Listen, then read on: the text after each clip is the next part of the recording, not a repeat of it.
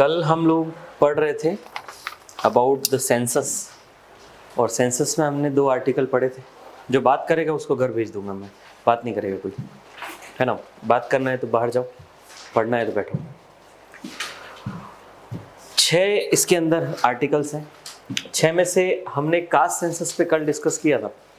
Caste census हमने देखा था कि 1931 में कैलकुलेट हुआ था कास्ट सेंसस, और उसके बाद अभी तक नहीं हुआ है। और 2027 में जो सेंसस आने वाली है उसके अंदर कास्ट सेंसस का एलिमेंट है सब। और हमने डिटेल में समझा था कि कास्ट सेंसस में सिर्फ डेमोग्राफिक डिटेल नहीं रहती है, उसमें सोशो इकोनॉमिक डिटेल भी रहती है, which ultimately paves the way for the informed decision making in the policy. Okay, so informed public administration is supposed to be there, and for informed we must have information, and that information will come on the basis of this caste census. Okay, so that is the idea of the caste census. Today we'll discuss the things which are written in this article. Second was the introduction to India's population census. I think both the article we discussed collectively because both are interrelated, and we also discussed about the last census which was supposed to be come into picture in 2021, but because of the COVID and some other considerations, it couldn't possible for the government or the agencies to come up with the exact data. That's why the new census has been proposed in the 2027, and it was approved by the cabinet committee on the political affairs chaired by the Prime Minister of the India. So this is the second part. The third one is the private members bill. The third article we'll discuss. You know what is private members bill? It is a classroom topic, we know. Okay, in legislature we know, in the central legislature we have, so private members bill in the central legislature or the state legislature, we know there is a government, we have the parliamentary structure. In the parliamentary structure, India have a system in which the executive comes from the legislators. Okay, executive is within the legislature only, because everybody who is becoming the council, part of council of minister, is also a member of parliament. When we talk about the central council of minister, okay, either member of Lok Sabha or Rajya Sabha. So when we talk about the private members bill, whenever any bill is proposed in any legislature, if that bill is coming from the executive side or from the government side, or if the government is proposing any bill or any minister is proposing any bill, this particular bill is called as government bill. Keep this in mind. And any other bill which is coming from somebody who is not part of the government, okay, that bill is called as private members bill. Are you getting me? So for example, in parliament overall there are 800 members. Okay, out of these 800 members there are 80-85 people who are part of council of ministers. So when these 80-85 people are coming up with the bill, that is called government bill. And if any of the rest of the person is coming up with the bill, that is called private members bill, irrespective of the party coalition. It is not about party. Okay, it's not about party, it's about whether you are part of executive or not. If you are part of executive and you are coming up with the bill, that is government bill. If you are not part of executive and you are coming up with the bill, that is private members bill. Okay, now this is a very unique kind of thing with the Indian parliamentary democracy, because most of the legislative operations in India or in any parliamentary democracy are dominated by the government bills. Okay, because government is given priority. So executive whenever come up with any bill, that provided the priority, that provided the adequate amount of time for the discussion. Okay, so houses are about the government bills, but there is something different, and that difference is about private members bill. Now why private members bills are important in the parliamentary democracy? Because they will bring something which is not coming into highlight or not coming into picture, or not, nobody is talking about a particular issue. A private member will come up with that this need to be discussed. Even somebody can come up with a bill which is associated with that particular constituency from which that person is coming. Okay, the MP might come with a particular issue or might present a bill which is associated with the constituency which he or she is representing. Possibility. Okay, they might come up with something which is not usually taken up by the government, or government is not showing any interest. Okay, or government is not coming up with the bill even after several considerations, because private member can come up with that issue. Okay, something which is having a larger public interest but government is not considering it, they can come up with this. So it's a kind of unique legislative innovation in the parliamentary democracy, the private members bill. But most of the legislative business is dominated by the government bills only. They are given more priority. Getting it, sir? Now, point is, what is private members bill? You got it. Now, why private members bill is important? You got it.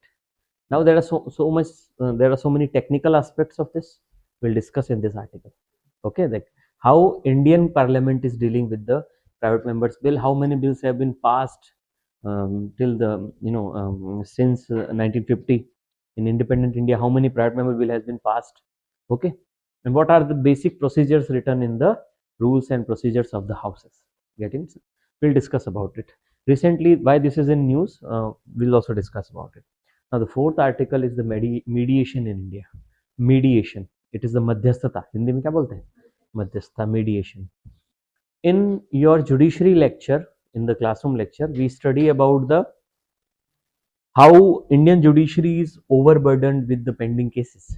Okay, almost there are 4 crore cases pending in the Indian judiciary. 4 crore cases are pending.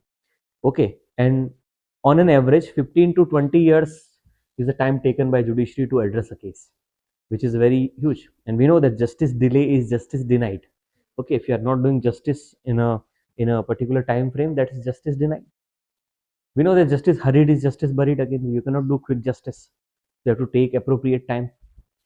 But Indian judiciary is very much burdened with the cases, and there are so many multiple reasons that why Indian judiciary is very much burdened, and that's ultimately tells us about how inefficient Indian judiciary is, even after having given so many historical verdicts. Still, Indian judiciary is facing the burden. 4 crore cases are pending. 50,000 cases are pending in the Supreme Court alone.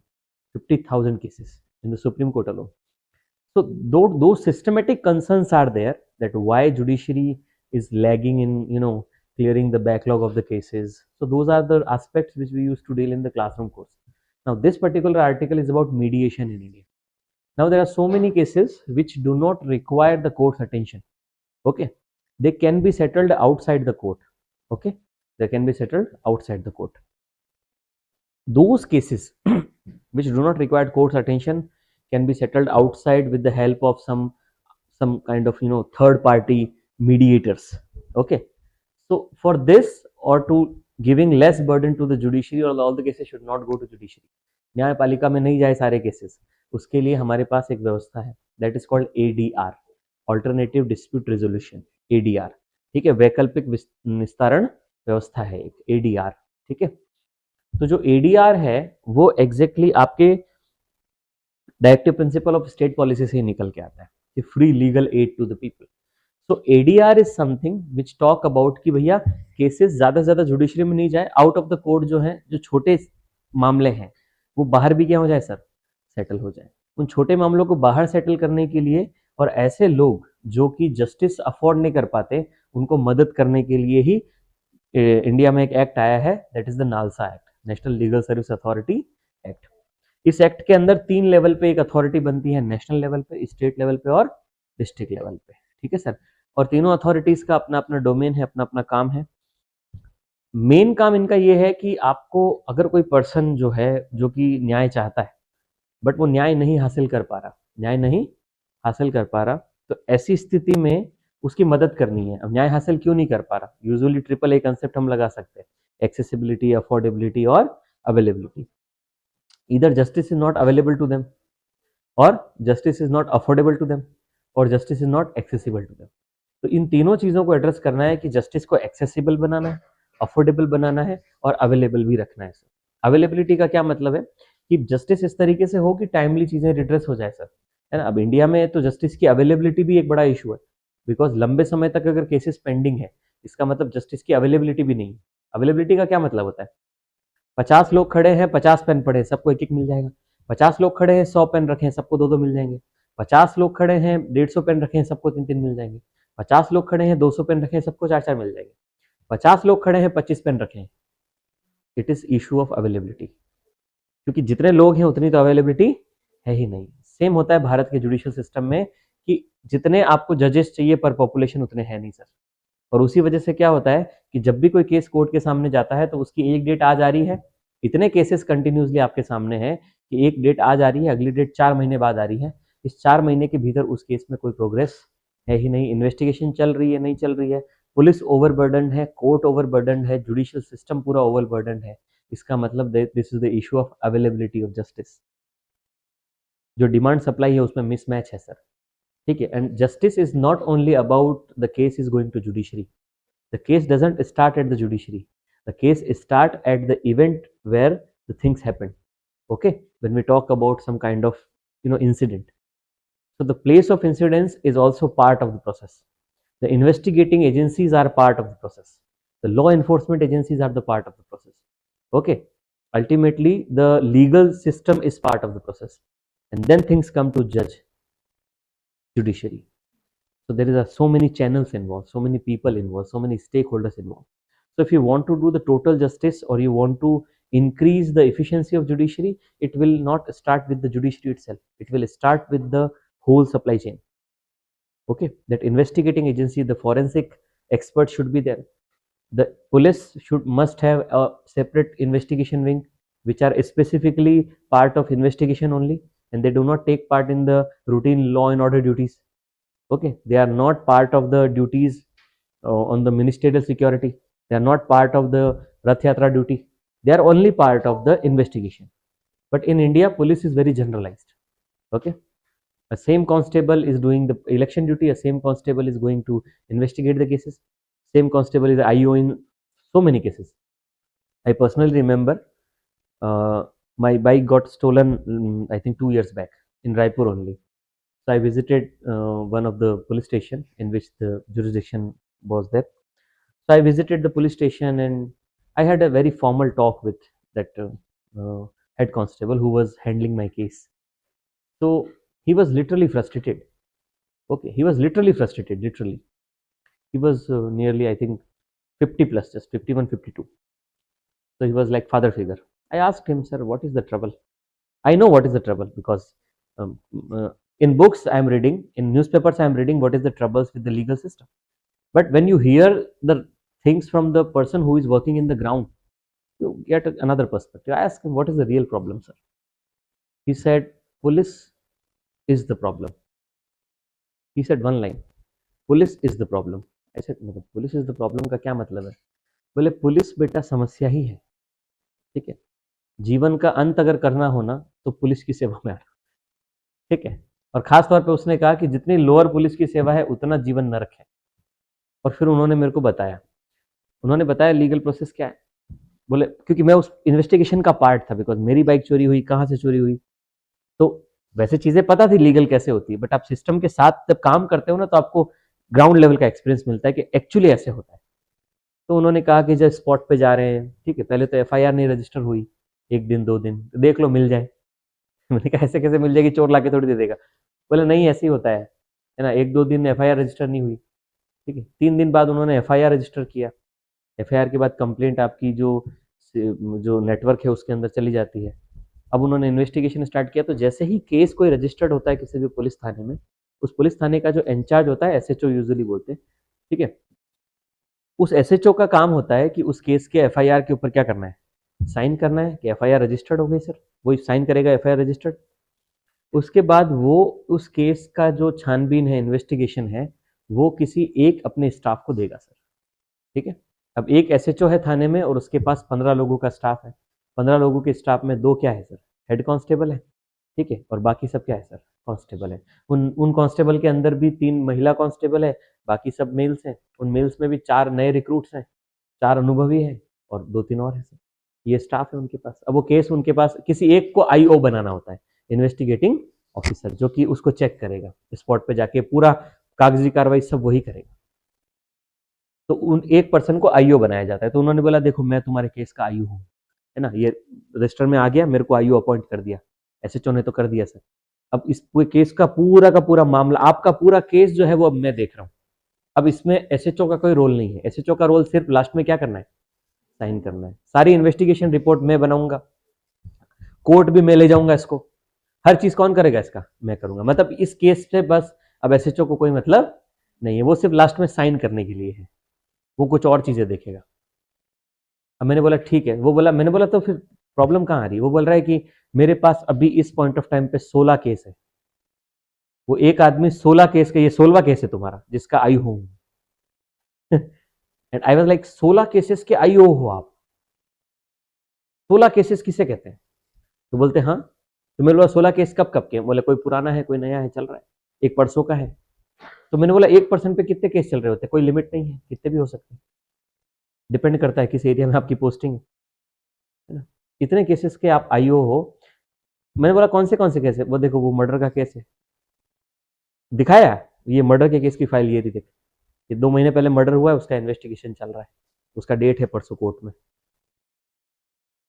वो एक बंदा जो 10th पास recruit होके आया है, constable की recruitment India में 10th पास पे होती है।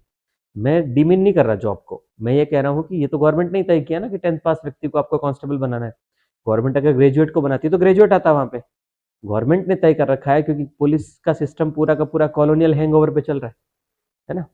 पुलिस ने सिस्टम ब्रिटिश ने सिस्टम बनाया इसलिए था ताकि कॉमन मैन जब भी अंग्रेजों के खिलाफ बोले तो ये जो कांस्टेबलरी है आपकी, ये सिर्फ उनके ऊपर क्या करे? अत्याचार। उनके अंदर डिस्क्रिशन, उनके अंदर समझ नहीं पैदा करनी संविधान की, उनको राइट्स नहीं समझाने, वो सिर्फ इनके जो हुक्मरान है उनके ऑर्डर को क्या करें? फॉलो करें। वही जो टेंडेंसी है आज इंडिपेंडेंट इंडिया के अंदर भी है सर।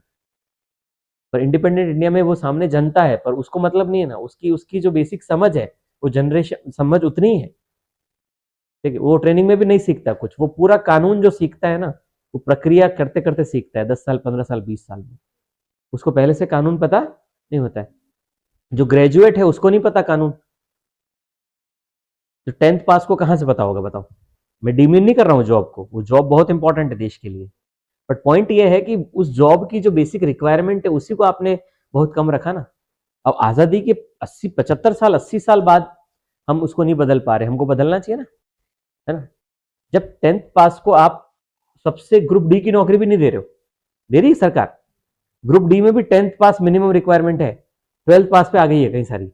तो ग्रुप डी के अंदर, जिसके अंदर जो सबसे निचले स्तर की सरकारी सेवा मानी जाती है, उसके अंदर भी आप 10th से ऊपर मांग रहे हो, 12th से ऊपर मांग रहे हो। तो फिर कांस्टेबल के अंदर ये 10th का चक्कर क्यों है?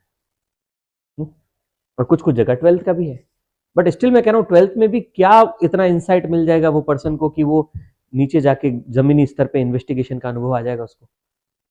कहाँ से वो इन्वेस्टिगेट करेगा? क्या अनुभव है उस व्यक्ति के पास कि वो इन्वेस्टिगेट करे? उसको फॉरेंसिक्स पता है? कुछ कुछ नहीं पता। वो सिर्फ अपने जीवन के अनुभवों से क्या कर रहा है? सीख रहा है। और सीख सीख के, और उन उन वो सारे जो लोग हैं ना कांस्टेबलरी, उस पर निर्भर करता है कि कोर्ट में केस कैसे जाएगा। न्याय जज पे निर्भर नहीं कर रहा है, न्याय निर्भर कर रहा है उस व्यक्ति पे जो कि उस स्पॉट पे पहुंच पे प्राइमरीली एविडेंस इकट्ठे कर रहा है, उस पर निर्भर कर रहा है। और वो एविडेंस इकट्ठे करने वाला या एविडेंस के बेस पे फाइल बनाने वाला जो पर्सन है ना, वही पर्सन सबसे इनकॉम्पिटेंट है। इसीलिए न्याय नहीं हो रहा भारत में, इसीलिए फैक्ट्स बदल जा रहे हैं, क्योंकि आपने इस चीज को महत्व नहीं दे रखा है। आपके यहाँ पे फॉरेंसिक्स टीम्स नहीं है सर।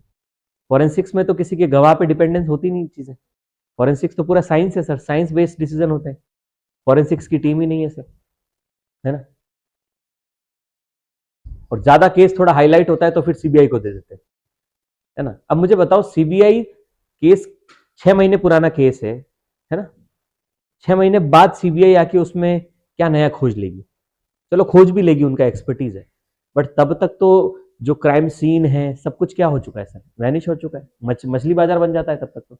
मछली बाजार तो शुरू में बना देते हैं, क्राइम सीन पे कोई भी घूम रहा है, रिपोर्टर गुटखा खा के घूम रहा है फोटो खींचने के लिए, हाँ, मछली बाजार बना देते क्राइम सीन को। जबकि वहां पे हर एक चीज जो है, अगर उसी पॉइंट ऑफ टाइम पे अगर फॉरेंसिक टीम आती है ना, एक छोटा सा बाल भी गिर जाता है ना, वो उनके काम का होता है। फिंगरप्रिंट जो होते हैं ना, वो उनके काम के होते हैं, वो उन तक को निकाल लेते हैं। अगर किसी मर्डरर ने उस जगह पे किसी चीज को छुआ भी होगा ना, वो उससे भी फिंगरप्रिंट निकाल लेते हैं। इस डेप्थ तक फॉरेंसिक साइंस चली जाती है। पर हमारे यहाँ पे तो फॉरेंसिक्स की स्थिति तो है ही नहीं। हमारे यहाँ इन्वेस्टिगेशन फॉरेंसिक्स वाली नहीं, हमारे यहाँ डंडा इन्वेस्टिगेशन चलती है। पकड़ के लाते मारते, कबूल कर, किया है किया है किया है। तो बोल देता है हाँ हाँ किया है मैंने। इतना मार रहे होते, बोलता है मार से बचने के लिए बोल देते किया है। फिर कोर्ट में जाते हैं, और कोर्ट में जाके मना कर देते, वो नहीं किया, मैंने तो मार रहे थे इसलिए बोल दिया, है ना। और जो पुलिस के सामने आप स्टेटमेंट देते हो वो कोर्ट में एडमिसिबल नहीं होता है, सिंपल है। तो वहां मना कर देते हैं, फिर वो केस लंबा लंबा चलता है। फिर जज पुलिस को बोलता है मारा पीटा क्यों भाई, पुलिस बोलती है हमने कब मारा पीटा, झूठ बोल रहा है, मारते पीटते हम पुलिस मैनुअल से काम करते हैं। ये स्थिति, कहां से इन्वेस्टिगेशन होगी जब फैक्ट्स ही जज के सामने। जज किस आधार पर न्याय करता है, जज इस आधार पर न्याय करता है कि उसके सामने फैक्ट्स कैसे आ रहे हैं, वकील कैसे पेश कर रहे हैं। आधा ट्विस्ट वो कर देते हैं पुलिस वाले और पूरा ट्विस्ट वकील कर देते हैं, कहां से न्याय होगा, कुछ नहीं होता है। इसीलिए न्याय बहुत डिफिकल्ट है भारत में। स्टिल फेथ है लोगों को, कहते हैं ना I will see you in the court, faith तो है कम से कम न्याय व्यवस्था में। पुलिस नहीं सुनेगी, सरकार नहीं सुनेगी, एमएलए नहीं सुनेगा, कोर्ट मेरी बात सुनेगा। बोला था जस्टिस सुंदरलाल त्रिपाठी ने, बोला था ना कि कोई नहीं सुनेगा पर कोर्ट मेरी बात सुनेगा। इसलिए लोग भरोसा करते हैं कोर्ट पर। समस्या है इतना लंबे समय, और इसीलिए सब लोग क्या करते हैं, पुलिस के टंटे में नहीं पड़ना, जबकि ऐसा नहीं है। आप किसी अच्छी कंट्री में चले जाओ, वहां पे लोग तुरंत किसी केस में पुलिस को बुलाते हैं, पहले तुरंत पुलिस के पास जा रहे हो, भैया इसको पहले आप देखो, क्योंकि वहां पे उनको एक ट्रस्ट है कि भैया पुलिस आ गई मतलब चीजें ठीक हो जाएगी। यहां पे पुलिस आ गई मतलब बेड़ा गर्क हो गया, यहां फंस जाओगे आप। फेथ नहीं हो रहा है ना सर, क्योंकि सिस्टम ही वैसा बना हुआ है। और हमें हमें फर्क नहीं पड़ रहा है, ठीक है, हमें हिंदू फर्क पड़ रहा है, हमें जय श्री राम करना है, हमको अल्लाह अकबर करना है, वो ये फर्क नहीं पड़ रहा ग्राउंड लेवल पे स्थिति। कौन सी सरकार ने आके क्या पुलिस के अंदर क्या बदलाव कर दिया बताओ, है ना। विश्व गुरु बन गए हम लोग, बन गए विश्व गुरु। भारत तरक्की तो कर रहा है, अभी मैं सुन रहा था एक चीज, है ना। मुझे बताओ क्या आज एक क्लर्क ने रिश्वत लेना बंद कर दिया, नहीं किया। तो मुझे बताओ केंद्र में कौन सी पार्टी की सरकार आ गई कि सब ठीक हो गया। कांग्रेस में भी रिश्वत ले रहे थे, बीजेपी में भी रिश्वत ले रहे हैं, तो क्या बदला फिर, भ्रष्टाचार बदला क्या, नहीं बदला। पहले चोरी करते थे, अब डकैती कर रहे, स्तर बढ़ गया ना। पहले 500 रुपए लेते थे, वो 500 लेने वाला 5000 लेने लग गया। तो क्या बदल रहा है ग्राउंड पे, भ्रष्टाचार तो चल रहा है सर। आप अपने मन पे, ये जितने लोग आज बात करते हैं कि विश्व गुरु बन रहे हैं, ये सब हो रहा है, वो सब अपने दिल पे हाथ रख के ये नहीं बोल सकते कि भ्रष्टाचार कम हुआ देश में, नहीं बोल सकते। बढ़ा है, तरीके बदल गए, चल तो रहा है, अति टाइप चल रहा है। और हमें इन सब चीजों से फर्क नहीं पड़ रहा। ग्राउंड लेवल पे पुलिस की स्थिति सुधारने का प्रयास किसी सरकार ने नहीं किया आज तक, क्योंकि पुलिस चाहती है कि सरकार चाहती है कि पुलिस ऐसी रहे कि वो हमारे इशारों पे नाचे। पुलिस का तो यूज करना चाहते हैं ना, पुलिस तो पावर का सोर्स है ना। उस शक्ति को कौन छोड़ेगा, कोई एमएलए छोड़ेगा, कोई मंत्री छोड़ेगा। कौन सी सरकार है जो आके ये कह रही है कि भैया ये देखो 20-22 गाड़ियों का काफिला सीएम के साथ चल रहा है, एक एम्बुलेंस हमेशा चलती सीएम के साथ, कुछ हो गया रास्ते में तो, है ना। इतना इंपॉर्टेंट पर्सन होता है सीएम, सारे एमएलए कलेक्टर सब जो है आगे पीछे, 22 से 23 गाड़ियों का काफिला चलता है एक, पता है, Z plus security chief minister का, 22 से 25 गाड़ियों का काफिला, एम्बुलेंस चल रही है, सारे आगे पीछे ऑफिसर्स चल रहे हैं, है ना? इस तरीके का भारत का लोकतंत्र है। राजा निकलते थे पहले ऐसे, हाँ राजा ही निकलते थे ढोल नगाड़ों के साथ, या सारा ट्रैफिक वैफिक रोक के सीएम निकल रहे हैं, सब बंद कर देते हैं। वीआईपी कल्चर भारत का, है ना। सीएम के साथ एम्बुलेंस चलती है, मुझे नहीं पता क्यों चलती है एम्बुलेंस, पर मुझे जितना समझ आता है इसीलिए चलती है कि इन केस कोई मेडिकल इमरजेंसी, इसलिए चलती होगी शायद। I don't know the exact reason, but मेरी कॉन्शियस ये कहती है कि शायद यही कारण होगा, चलती है सीएम के काफिले में एम्बुलेंस। तो भारत के हॉस्पिटल के, सरकारी हॉस्पिटल के गेट के बाहर डॉक्टर नहीं होने की वजह से एक महिला बच्चे को वहीं जन्म दे देती है, बच्चा मर जाता है, महिला सीरियस। ये देश की स्थिति। तो किसने अधिकार दे दिया एक चीफ मिनिस्टर को कि तुम 50 गाड़ियां लेके चलो। तुम जनता के सेवक हो, नौकर हो, राजा नहीं हो। और ये लोगों को समझ में आनी चाहिए, बात आनी चाहिए, और जिसके साथ होता है उसी को समझ में आता है। एम्बुलेंस नहीं है, वो ठेले पे अपनी डेड बॉडी को ले जा रहे हैं अपनी पत्नी की। ये स्थिति है देश की, और हम विश्व गुरु बनने का दावा करते हैं। विश्व गुरु किस चीज के विश्व गुरु, विश्व गुरु घंटाल हैं हम, कोई चीज ढंग की नहीं है यहाँ पे। पर हमको एक्सेप्ट करना पड़ेगा। हमारे यहाँ पे अध्यात्म है, हमने अध्यात्म दिया विश्व को। क्या अध्यात्म दिया विश्व को बताओ? पहले खुद सीखो अध्यात्म क्या होता है, फिर विश्व को देना अध्यात्म। लोगों को आ गया अध्यात्म?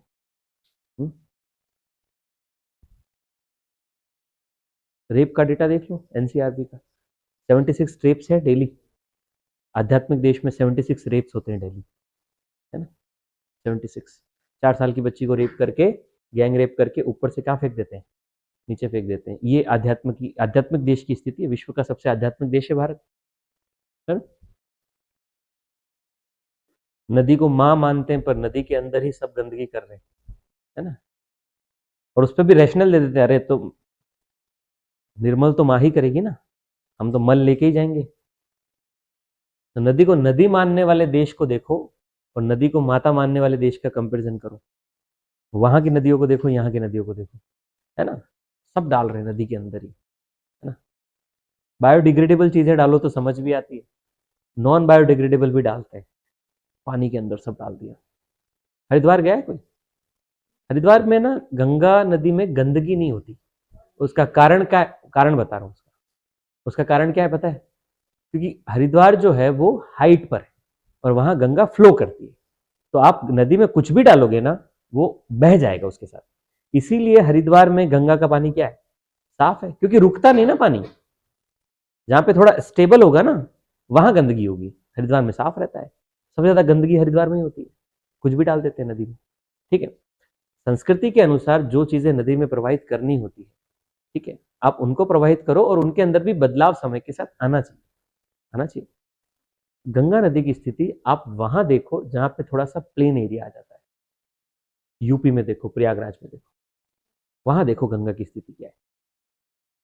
वहां आपको वास्तविकता में गंगा का स्वरूप देखने को मिलेगा, जो हम कर रहे हैं उसके साथ। इस संस्कृति के अंदर बदलाव की बहुत ज्यादा आवश्यकता है कि हम बेहतर बने, हम नहीं बन रहे। तो जुडिशरी पे आते हैं वापस कि न्यायपालिका को अगर सुधारना है और उसको इफिशिएंट बनाना है तो इस पूरे सिस्टम की ओवरहोलिंग करनी पड़ेगी, ठीक है? और पूरे सिस्टम में आपको स्टार्ट कहां से करना पड़ेगा? लॉ इन्वेस्टिगेटिंग एजेंसी से स्टार्ट करना पड़ेगा। कैसे? है ना? एक ही व्यक्ति है, इनकॉम्पिटेंट है, सिविल मामले भी देख रहा है, क्रिमिनल मामले भी देख रहा है, इन्वेस्टिगेशन विंग का कोई एक्सपर्टीज नहीं है सर, है ना? उसके बाद वकील आके चीजों को क्या कर देने सर, पलट दे रहे हैं। एक केस की डेट आज आ रही है, 3 महीने बाद डेट आ रही है ना? इन सब चीजों से जब आपका इंटेलिजेंस रहता है किसी चीज में तो आप पजल्ड तो रहते ही हो ना। 5-5 साल तक केस तो पजल्ड ही है, वो अगला जीवन में कुछ कर नहीं पा रहा, तो उसके साथ तो आपने क्या कर दिया? अन्याय। एक न्याय लेने गया, उसके साथ एक नया अन्याय आप कर रहे हो। वो न्याय मांगने न्याय व्यवस्था के पास गया है और उसके साथ आपने केस को 6 साल चला के उसके साथ जो मानसिक अन्याय किया है वो। इसीलिए लोग क्या करते हैं? पुलिस से बचते हैं। इसीलिए लोग क्या करते हैं? कोर्ट कचहरी से बचो, जबकि कोर्ट कचहरी में फेथ होना चाहिए ना। अब जब कोर्ट कचहरी से कौन बचना चाहता है पता है?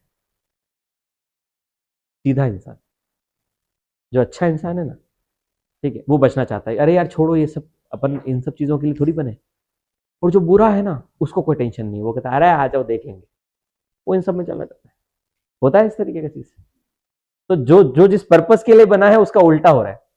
पुलिस से क्रिमिनल नहीं डरते, पुलिस से क्रिमिनल नहीं डरते। पुलिस से कौन डरता है? आम आदमी डर रहा है, अरे पुलिस पुलिस, अरे पुलिस, है ना? क्रिमिनल नहीं डर रहा है। क्रिमिनल तो अरे, तो ये विडंबना नहीं है, ये विडंबना है। कोर्ट कचहरी से कौन डर रहा है? आम आदमी। क्रिमिनल नहीं डर रहा है, क्रिमिनल अरे कर लेंगे, उनको पता है वहां भी छूट जाएंगे, ये समस्या। तो ये जो मीडिएशन है एक्चुअली, जो नॉर्मल केसेस होते हैं जिनको कोर्ट के ऊपर ओवरबर्डन नहीं करना होता है, उनको आउट ऑफ कोर्ट सेटलमेंट के लिए एक प्रक्रिया होती है मीडिएशन, और इसको कहते हैं ADR, alternate dispute resolution. Bharat में एडीआर मैकेनिज्म जो है वो मल्टीपल तरीके से लगाया जाता है। हम इस आर्टिकल में उसके बारे में पढ़ेंगे। अभी एक मेडिएशन एसोसिएशन बनी है ऑल इंडिया की, ठीक है? एक कॉन्फ्रेंस भी हुई थी दिल्ली में, द्रौपदी मुर्मू जी थी वहां पे, प्रेसिडेंट ऑफ इंडिया। उससे रिलेटेड ये क्या है? आर्टिकल है। चमका। फिर आता है डिस्क्वालिफिकेशन ऑन कन्विक्शन। कन्विक्शन का क्या मतलब होता है? दोष साबित होना। दो चीज होती है, कन्विक्शन और सेंटेंसिंग, ठीक है? किसी के ऊपर अगर आरोप लगता है तो एलिज्ड होता है। एलिज्ड मतलब उसके ऊपर आरोप लगा है सर, ठीक है? कोई पर्सन के ऊपर अगर आरोप लगा होता है तो जब तक उसके ऊपर प्रूफ नहीं हुआ तब तक वो इनोसेंट है सर। तो इनोसेंट अंटिल प्रूवन गिल्टी, इस चीज का ध्यान रखेंगे। भारत का क्या है? Innocent until proven guilty sir. तो जब आपके ऊपर कोई केस दर्ज होता है तो आप तब तक इनोसेंट है जब तक कि प्रूफ नहीं हो रहा है सर, ठीक है। अगर केस की सेवेरिटी है, केस अगर बहुत ग्रेव है, तो जज पे डिपेंड करता है कि आपको कन्फाइंड रखना है, बेल देनी है, नहीं देनी है। डिपेंड करता है बेलेबल ऑफेंस है, नॉन बेलेबल है, कंपाउंडेबल है, नॉन कंपाउंडेबल है। ये सारी चीजें होती है, हम पढ़े हैं क्लासरूम कोर्स में इनमें difference, bailable, non bailable, compoundable, non compoundable, ठीक है। तो पॉइंट ये है कि जज पे डिपेंड करता है कि आपको बेल देनी नहीं देनी, या आपको कन्फाइंड रखना जरूरी है। अब रेप का आरोप है किसी के ऊपर और प्राइमे फेसे जो है प्राइमरीली नजर भी आ रहा है कि शायद हो सकता है कि किया हो, तो यहाँ पे जज का डिस्क्रिप्शन है सर कि भाई वो कहता है कि इसको रिमांड में ले लो, इसको 15 दिन की रिमांड में ले लो पुलिस की, या जुडिशियल कस्टडी में भेज दो 2 महीने 3 महीने के लिए। बाहर रहेगा तो हो सकता है वो उनके लिए क्या हो, खतरा हो जाए सर, है ना। या हो सकता है बाहर रहेगा तो एविडेंस मिटाने की कोशिश करेगा, इसीलिए उनको कन्फाइन करके रख सकते हैं। वो तो केस टू केस पे क्या करता है, डिपेंड करता है।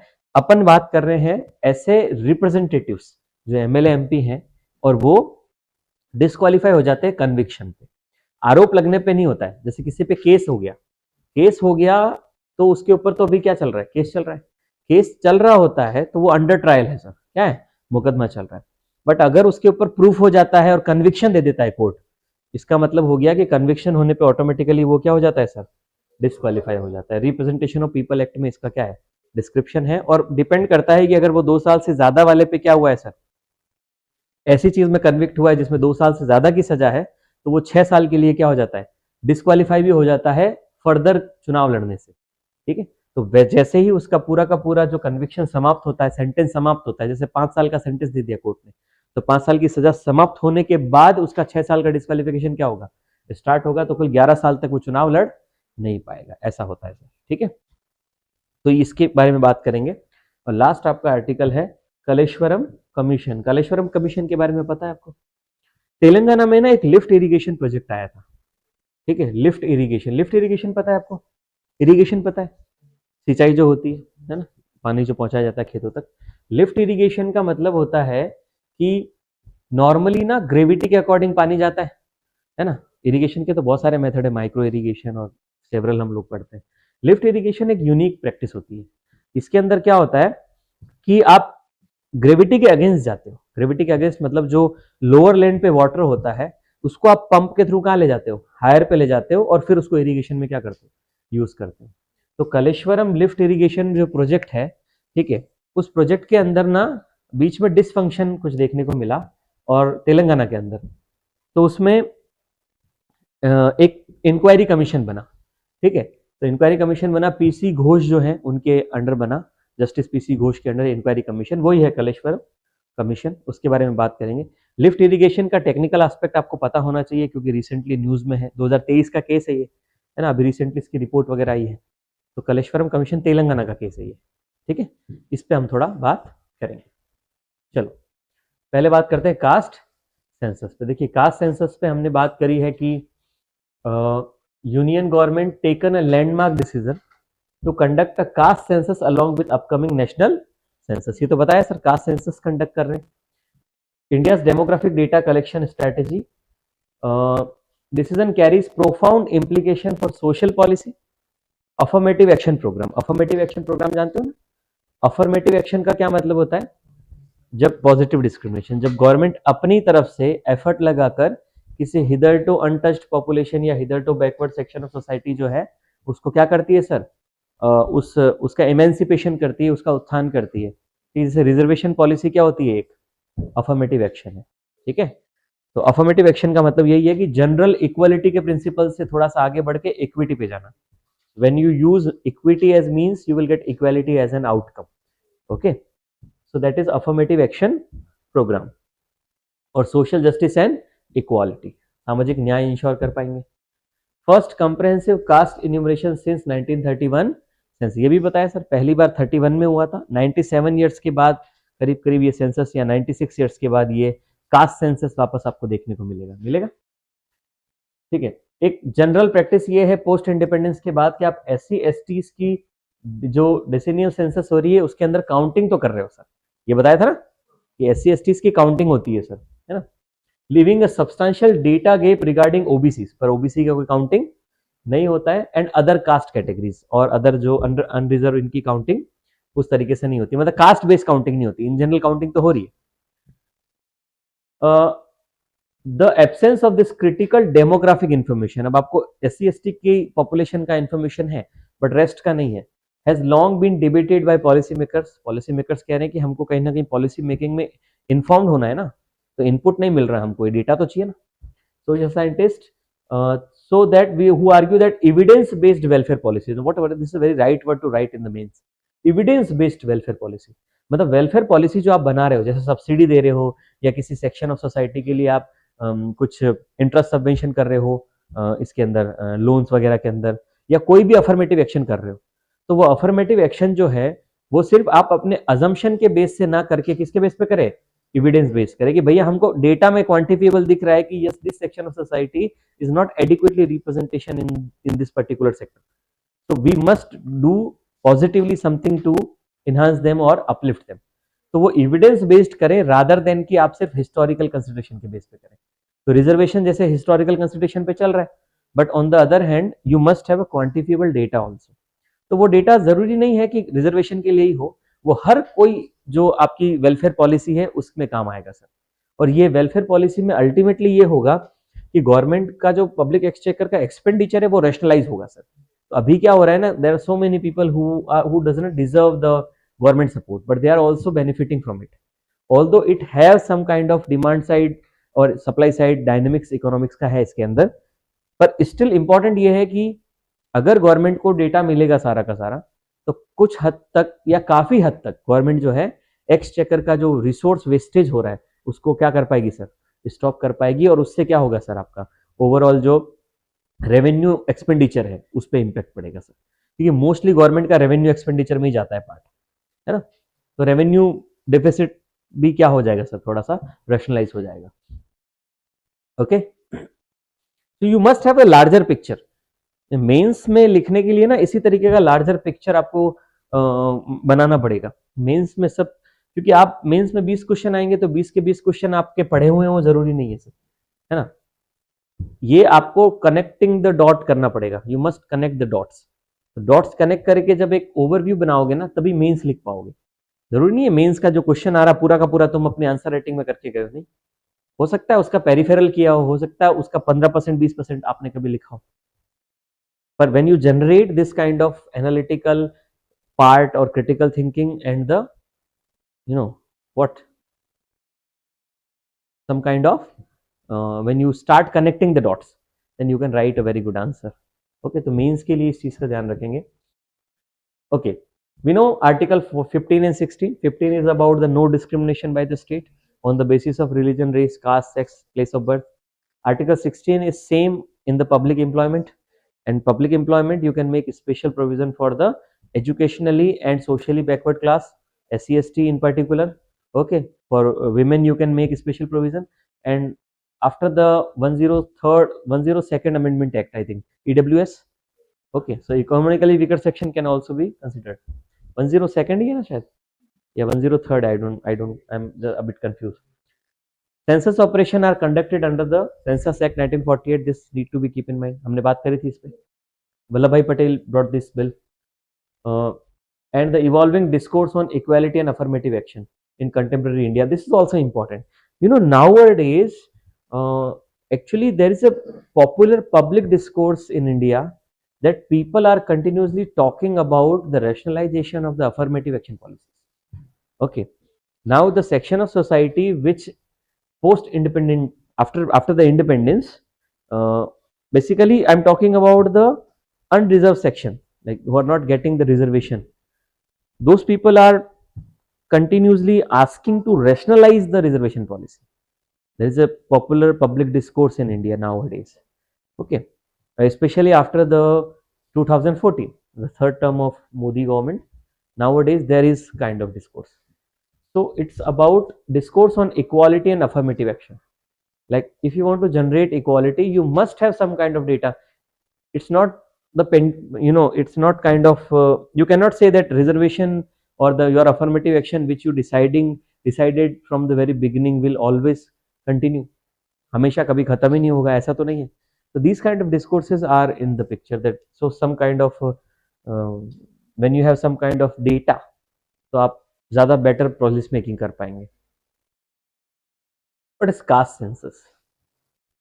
Caste census represent a comprehensive demographic exercise that goes beyond mere population counting. It's not only about population counting, we discussed it. To include systematic documentation of caste identities across entire population. No doubt you belong to this caste. This exercise involves collecting detailed data on caste identity of individual along with their socio-economic indicators such as education level. Okay, you will also check कि SC population के अंदर education level कितना आ रहा है sir, है ना, कितने लोग जो हैं वो ग्रेजुएट हैं, कितने लोग पोस्ट ग्रेजुएट है, कितने लोग रिसर्च में इन्वॉल्व है, कितने लोग हैं जो मेट्रिकुलेशन तक हुए हैं, कितने लोग हैं जो फिफ्थ के बाद ड्रॉप आउट हो गए. तो ये डेटा भी गवर्नमेंट के लिए क्या है, इनपुट है. अगर आपको पता चलेगा कि एससी पॉपुलेशन के अंदर फिफ्थ के बाद ड्रॉप आउट्स का रेट बहुत ज्यादा है, तो फिर गवर्नमेंट स्पेशल टारगेटेड इंटरवेंशन करके ये करेगी कि सारे जो प्राइमरी स्कूल्स हैं उन प्राइमरी स्कूल्स को ये इंश्योर करना है कि जो एससी पॉपुलेशन से बच्चे आ रहे हैं वो फिफ्थ के बाद सिक्स में एडमिशन ले, ड्रॉप आउट नहीं करें. समझ आ रहा है? तो ये इस तरीके का डेटा जो है वो गवर्नमेंट के पास रहेगा, तब जाके आप काम कर पाओगे. Because one size fit for all काम नहीं करता ना. इतने बड़े देश में आपको प्रॉपर पता होना चाहिए कि किस लेवल पर है. आप सीधा सीधा पैसा फेंक दोगे कि कर दो एजुकेशन को इंप्रूव, नहीं ना. आपको पता चलना चाहिए प्रॉब्लम कहाँ पर है, और वो इससे पता चलेगा. Such as education level, occupation pattern. देखो ना ऑक्यूपेशन कहाँ है सर, इतनी एससी पॉपुलेशन में से क्या कौन से लोग कितने किसके अंदर इन्वॉल्व है, पता चल रहा है. ये इतनी सरकारी सेवाओं में, इतनी प्राइवेट सेवा में, प्राइवेट में भी कौन सी सेवा में है, group A B C D में कहाँ दिख रहे हैं सर गवर्नमेंट के अंदर. प्राइवेट में किस लेवल पे सैलरी लेवल उनका दिख रहा है, लोअर पर है, हायर पर है ना, फॉर्मल वर्क में है या इनफॉर्मल वर्क में है. समझ में आ रहा है ना. इनकम ब्रैकेट्स, कौन से इनकम ब्रैकेट में आ रहे हैं, कितना कमा रहे हैं, इनकम टैक्स पेयर्स कितने हैं सर, कम है कि ज्यादा है. एसेट ओनरशिप, कितने एसेट ओन कर रहे हैं, मूवेबल एसेट कितने हैं, इमूवेबल एसेट कितने हैं, गाड़ियां कितने लोगों के पास है, बाइक कितने लोगों के पास है. Yes, this kind of data. मतलब ये बहुत कंप्रहेंसिव डेटा है. सिर्फ उसकी जाति पता करना नहीं होता है. Caste census is about knowing each and every dimension of the people. And let me tell you, this is confidential data. इस बात का ध्यान रखेंगे. ये जो भी डेटा कलेक्ट होता है वो कॉन्फिडेंशियल होता है, और ये जो कलेक्ट करने वाला पर्सन है, जो ऑफिसर है आपके साथ आ रहा है, कलेक्ट कर रहा है, वो किसी भी हालत में इस डेटा को इंडिविजुअल के लिए यूज नहीं कर सकता कभी. मतलब ये डेटा गवर्नमेंट कलेक्टिवली यूज करती है. मतलब अल्टीमेटली गवर्नमेंट को ये पता चलेगा कि अब आपके घर में कार है, इसके घर में कार है, ये चीज को गवर्नमेंट कभी पब्लिक नहीं करेगी अपनी वेबसाइट पे. नहीं, गवर्नमेंट बस ये जरूर बता देगी एससी पॉपुलेशन में, पूरे इंडिया में एससी पॉपुलेशन के अंदर 22% लोगों के पास कार है. वो ये नहीं बताएगी कि इस पर्सन के पास कार है. नहीं, ये डेटा कॉन्फिडेंशियल होता है. कलेक्टिवली डेटा बाहर आता है, वो भी गवर्नमेंट रिलीज करती है.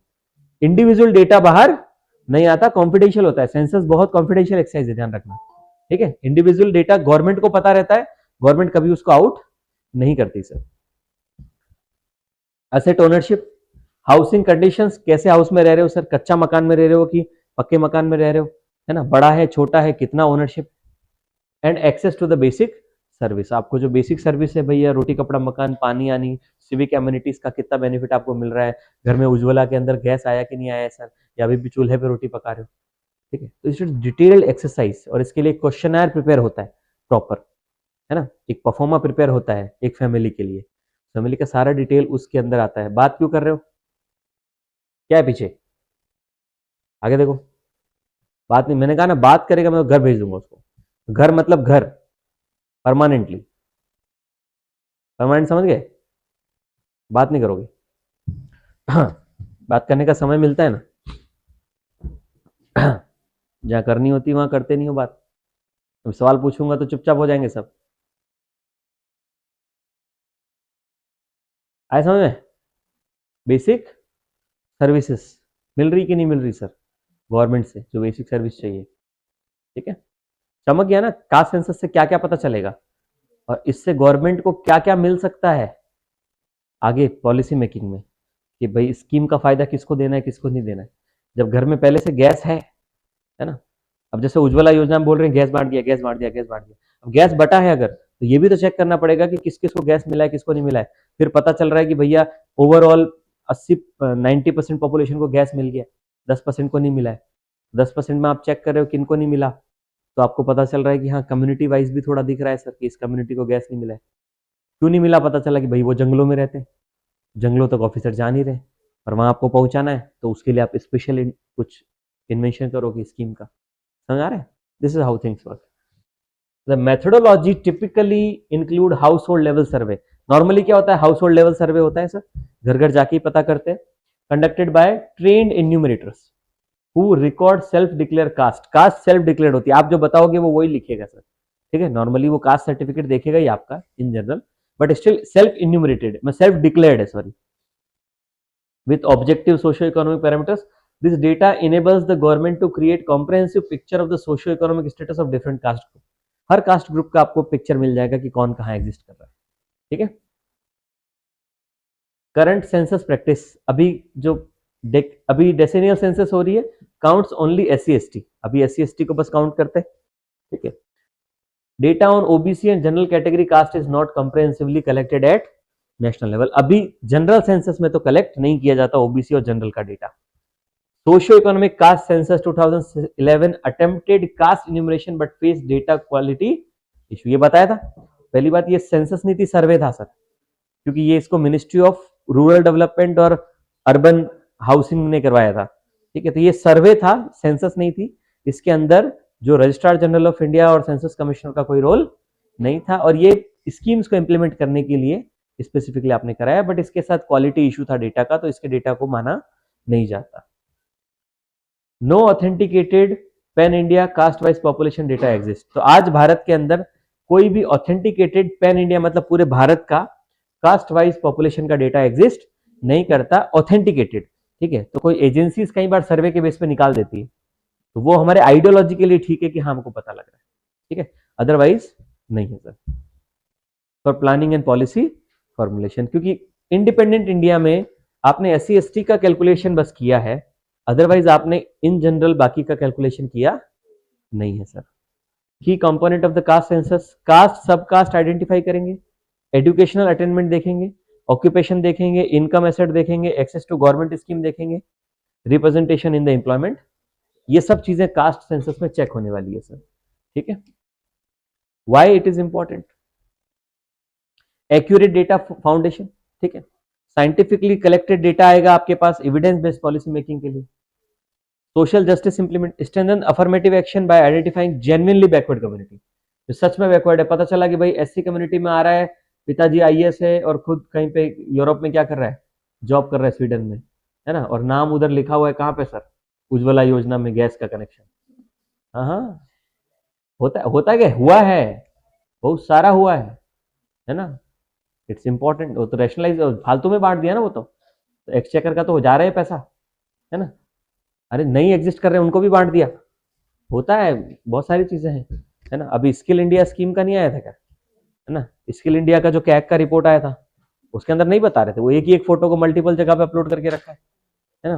वो सब चीजें डिस्कस नहीं हो रही अभी डोमेन में, पब्लिक डोमेन में, पर ये तो इशू है सर, कैग की रिपोर्ट है, तो कैग तो मतलब समझ, कैग के बारे में पढ़ा ना अपन ने, वो तो बताएगा ना कि भाई स्कीम के अंदर इतना इतना जो है स्किल सेंटर्स एग्जिस्ट ही नहीं कर रहे थे, इस तरीके का कुछ था, अभी मुझे करेक्टली याद नहीं आ रहा है, तो नहीं बात करेंगे उस पर, आएंगे क्लास में डिस्कस करेंगे उसको। वेलफेयर टारगेटिंग कर सकते हो, बेटर प्रोग्रेस मॉनिटर कर सकते हो। आर्ग्यूमेंट इन फेवर, फेवर में जो लोग है वो क्या कह रहे हैं, ठीक है, बहुत सारे स्टेट गवर्नमेंट फेवर में है, सिविल सोसाइटी ऑर्गेनाइजेशन भी फेवर में है, political parties. Strengthen the constitutional vision of social justice, कि सामाजिक न्याय होगा सर बेहतर। विदाउट एक्यूरेट डेटा में प्रॉब्लम आएगी। Effectiveness of reservation policies can not be objectively evaluated, आप ये बता ही नहीं पाओगे कि कितना बेहतर समाज बना है रिजर्वेशन देने से, ठीक है। अब अगर मान लो एससी पॉपुलेशन के अंदर ही आप अगर पूरा का पूरा एन्यूमरेशन करोगे तो आपको पता चलेगा कि कितनी caste within the SC है जिनको कंटिन्यू फायदा मिला है, और विद इन द एससी ही बहुत सारी कास्ट है जो अभी तक हिस्टोरिकली क्या चल रही है सर, बैकवर्ड ही चल रही है। तो आप कहीं ना कहीं थोड़ा रैशनलाइज करेंगे ना सर, है ना। अभी यूपीएससी का फॉर्म आ गया ना, रिलीज हो गया ना, 4 तारीख को हुआ ना, कल ही हुआ ना, हाँ कल रिलीज हुआ है सर। कुछ कुछ कंडीशंस आई है, अच्छी कंडीशंस है ना, पूरा तो नहीं पढ़ा है मैंने, बट हाँ उसमें है कि जो एग्जिस्टिंग आईएएस हैं वो फिर से नहीं दे पाएंगे एग्जाम, जो एग्जिस्टिंग आईपीएस है वो फिर से दे सकते हैं, बट आईपीएस वापस नहीं भर सकते, ठीक है। आईपीएस से वापस सेकंड में भी आईपीएस नहीं भर सकते आप, है ना। तो इस तरीके के कुछ कुछ रूल्स हैं, पूरे नहीं पढ़ा हूं मैं, पर अपन बात करेंगे इस पे भी।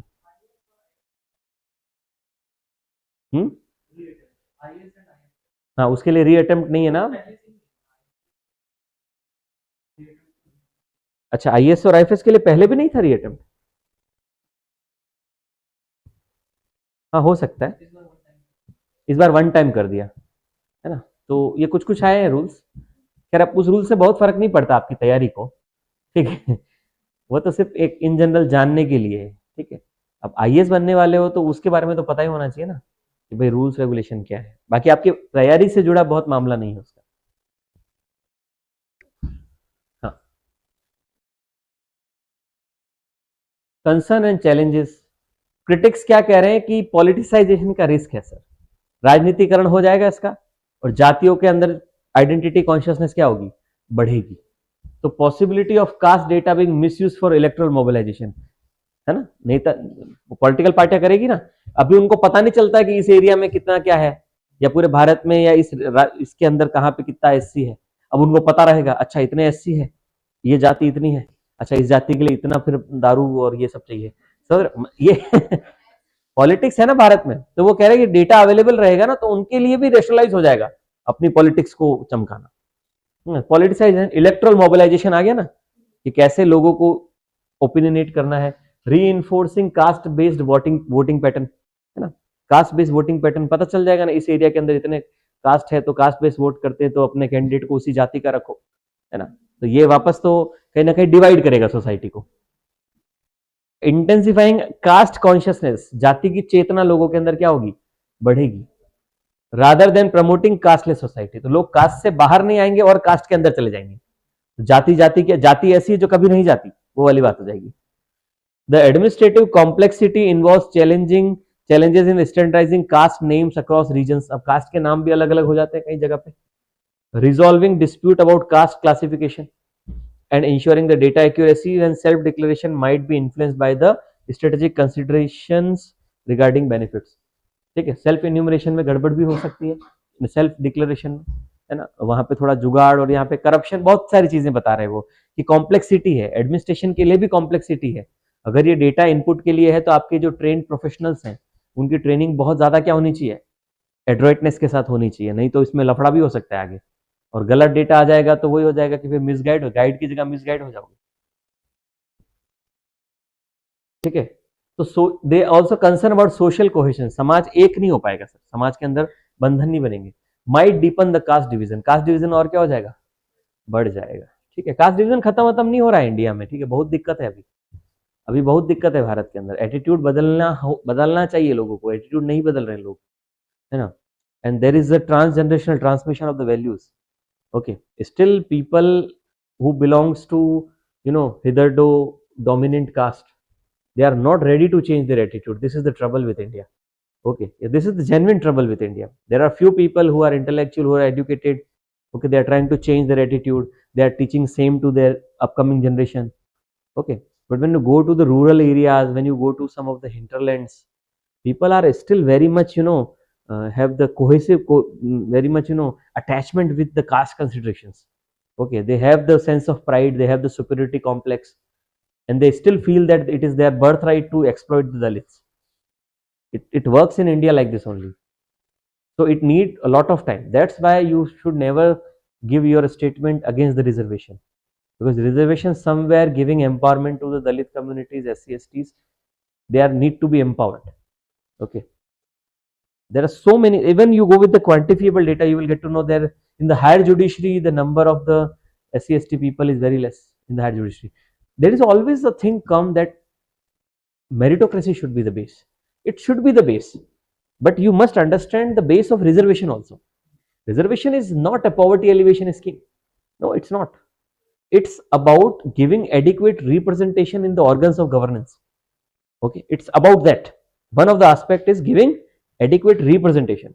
So once you will get representation in the organs of the governance, then automatically things will, get diluted. The difference will get diluted. Okay, you will talk about your interest, they will talk about their interest on the basis of constitution. You both will fall in line according to the constitution, and constitution is talking about equality. So equality will be generated in time to come, but it takes time. So I think 3000 years का अगर जो discrimination है, या जो attitude है, ideology है, superiority है, inferiority है, आप उसको 75 साल में खत्म नहीं कर सकते, नहीं कर सकते आप, इट विल टेक टाइम, ठीक है। और अभी तक हम सोचते हैं कि भारत तरक्की किया है और बदल गया है बहुत कुछ, नो डाउट बदला है बहुत कुछ, ठीक है, नो डाउट बदला है बहुत कुछ, पर सब कुछ अभी नहीं बदला, बहुत कुछ बदलना बाकी है, ठीक है। वो मिल जाते हैं ना कि मैं तो बिल्कुल छुआछूत करता ही नहीं, मैं तो अब उनके यहाँ मतलब पानी भी पी लेता हूँ, बोलते हैं ना, मैं तो अब उनके यहाँ पानी भी पी लेता हूँ। तो ये जो उनके यहाँ है ना, यही जातिवाद है, समझ आ रहा है? ये जो आया ना उनके यहाँ, ये जातिवाद है, इसी को तो समझना है। ये जो उनके यहाँ आ गया ना बीच में, अब तो मैं उनके यहाँ पानी भी पी लेता हूँ, उनके यहाँ का क्या मतलब है? यू आर कंसिडरिंग ना डिफरेंस, ये डिफरेंस कंसिडर करके चल रहे हो, एटीट्यूड में चल रहे हैं, इनग्रेव्ड है, दैट्स द ट्रबल। इससे तो बाहर आना है, तो अपन कास्टलेस सोसाइटी बना पाएंगे, तो हम क्लासलेस सोसाइटी बना पाएंगे। अभी बनाने की स्थिति में नहीं लग रहा भारत, अभी दिक्कत है काफी, ठीक है, अभी काफी दिक्कत है और समय लगेगा इसमें, बनना चाहिए। और भारत की पॉलिटिक्स ने भी चीजें थोड़ी वर्स्ट करके रखी है, क्योंकि आप वोट बैंक बना लिए हो, आप कास्ट कॉन्शियसनेस को बढ़ा रहे हो, आप रिलीजन की आइडेंटिटी कॉन्शियसनेस को क्या कर रहे हो, बढ़ा रहे हो। तो हम एक कहाँ हो रहे हैं, हम तो डिवाइड होते जा रहे हैं डे बाई डे। इंडियननेस के साथ तो हम रिकॉग्नाइज ही नहीं कर रहे हैं अपने आप को, हम रिकॉग्नाइज कर रहे हैं क्या, ये मेरी कास्ट है ना। आप चले जाओ कहीं पर भी, ठीक है, आप में से काफी लोग बाहर के होंगे, होंगे बाहर के, ठीक है, कहीं पे आप घर लेने चले जाना, कहीं पर भी घर लेने चले जाना, है ना, रेंट पे घर, हॉस्टल नहीं, हॉस्टल की बात अलग होती है, हॉस्टल कमर्शियल वेंचर है थोड़ा, कहीं पे घर लेने चले जाओ रेंट पे, पहले क्या पूछेंगे, नाम, पहले नाम पूछेंगे, आप नाम तो आप खुद ही बता दोगे, ठीक है, नाम, they are not interested in your name, they are interested in पूरा नाम। पूरा नाम क्या करेगा, पूरा नाम जान के भाई, आधार कार्ड बनाते हो क्या, ठीक है, आपको पता है ना कि मैं इस कॉलेज में पढ़ती हूँ, मेरा एडमिशन हुआ है और मेरे को 3 साल बीएससी करनी है और मेरे को कमरा चाहिए रहने के लिए, और आपने नीचे लगा रखा है board, to let only for the girls, मैं लड़की हूं, उसमें कोई डाउट नहीं है, ये देखो, ठीक है, और ये सामने कॉलेज है, मेरे को यहीं जाना है, तो मेरे को आपका कमरा चाहिए, आप किराया बता दो, ठीक है, आपको आधार कार्ड चाहिए, वो तो जो बेसिक फॉर्मेलिटी वो तो होती है भाई, पुलिस वेरिफिकेशन, और वो तो सामान्य बात है, वो तो करवा लो ना सर, मैं तो जेन्युइन स्टूडेंट हूँ, यहाँ से 100 किलोमीटर दूर रहती हूँ, ये मेरे पिताजी ये करते हैं, ये बातें पूछे ना, आपके पिताजी क्या करते हैं, आपका फैमिली बैकग्राउंड क्या है, वो तो चलो उनका एक मतलब हक बनता है जानना, कि अपने टेनेंट का बैकग्राउंड जानना हक है, ठीक है, आधार कार्ड लेना और पुलिस वेरिफिकेशन की प्रक्रिया करवाना भी क्या है, अधिकार है, काम है, वो तो करना चाहिए। पर सिर्फ ये पूछना कि नाम क्या है, ममता, नहीं नहीं, आगे क्या लगाते हो, थप्पड़ लगाती हूँ, what is is nonsense. Bharat में ये बहुत चल रहा है और हर जगह चल रहा है, जाति पूछना चाहते हैं, सरनेम क्या है आपका, ठीक है, और सरनेम सुन के मना कर देते हैं, सरनेम सुन के मना करते हैं, ये I have seen so many cases, surname सुन के मना करते हैं। अब आपका सरनेम सुन के सब कुछ तय होने के बाद अगर आपको सामने वाला घर देने से मना करेगा, ये जो मानसिक प्रताड़ना है, ये उस व्यक्ति के अलावा किसी को समझ में नहीं आएगी। This is the issue with the caste. Caste is not only about कि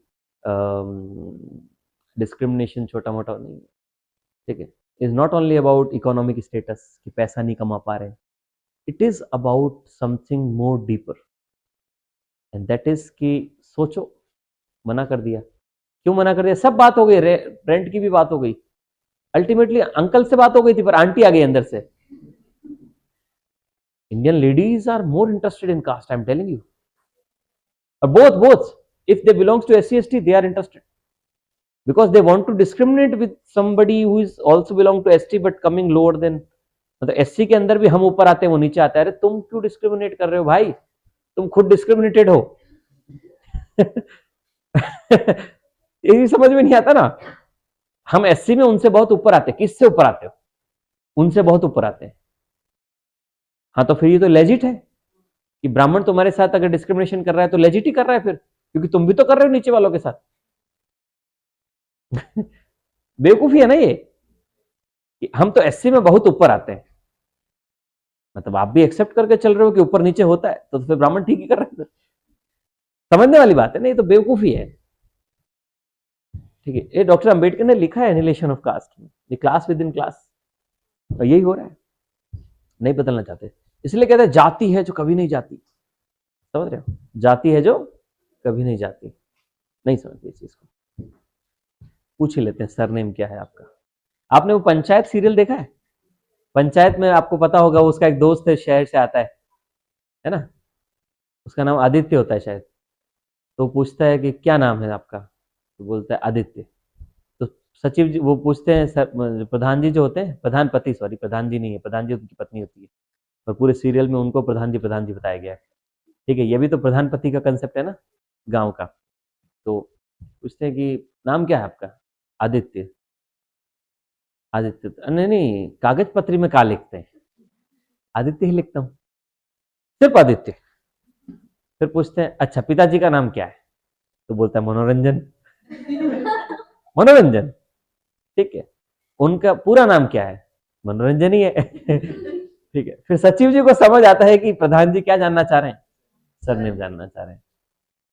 तो बोलता है नहीं, इसका पूरा नाम जो है आदित्य गुप्ता है। तो बोलता है अच्छा गुप्ता जी हैं। मतलब सरनेम डिसाइड करता है कि आपको इज्जत कितनी देनी है। This is the problem with India.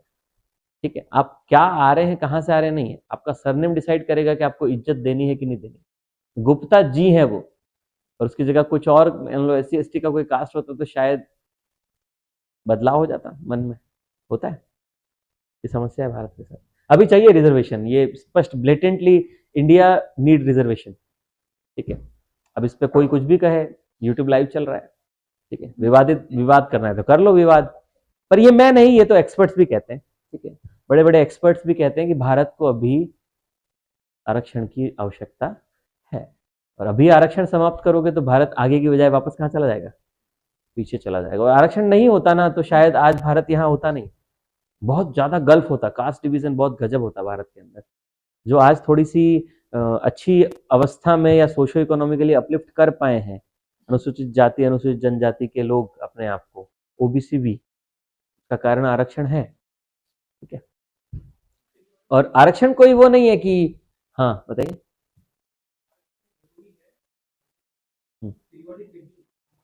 Hmm, definitely होना चाहिए पीरियडिक रिव्यू। मैं वही कहता हूं ना कि मैं इस बात पे पहले भी बात करी थी कि जो आरक्षण के खिलाफ आंदोलन चला रहा है कोई व्यक्ति, अच्छी बात है, चलाना चाहिए, उसको लग रहा है कि मेरिटोक्रेसी से काम होना चाहिए, आरक्षण के खिलाफ आंदोलन चला सकते हो। छुआछूत नहीं करेंगे इस पर आंदोलन क्यों नहीं चला रहा सवर्ण व्यक्ति भारत में? क्या भारत का सवर्ण इस बात पे आंदोलन, अभी भी छुआछूत नहीं होनी चाहिए इस पे आंदोलन दलित ही चला रहा है? दलित ही कर रहा है ना कि छुआछूत नहीं होनी चाहिए। सवर्ण ये बात पे क्यों नहीं आ रहा है कि हम छुआछूत नहीं करेंगे, और हम प्रण ले रहे हैं, कोई अखिल भारतीय ब्राह्मण समाज में ये प्रण ले रहे हो कि भैया हम दलितों के साथ बैठ के भोजन करेंगे, और किसी तरीके का क्या नहीं होगा सर, छुआछूत और किसी तरीके का कुछ नहीं किया जाएगा सर। आप उस बात का समर्थन तो कर नहीं रहे, आप बस ये कहते हैं कि नहीं, इकोनॉमिक आधार पे क्या मिलना चाहिए, आरक्षण मिलना चाहिए, बट डिस्क्रिमिनेशन हम कास्ट बेस पे करेंगे। ट्रबल यही तो है, छुआछूत जातिगत आधार पे करेंगे, पर आरक्षण किस आधार पे मिलना चाहिए? आर्थिक आधार पे मिलना चाहिए। ये जो रैशनल आर्ग्यूमेंट सवर्णों की तरफ से आता है। SC ST की समस्याएं अलग है, SC ST की तो समस्या ये है कि वो भी class with in class create करके बैठे।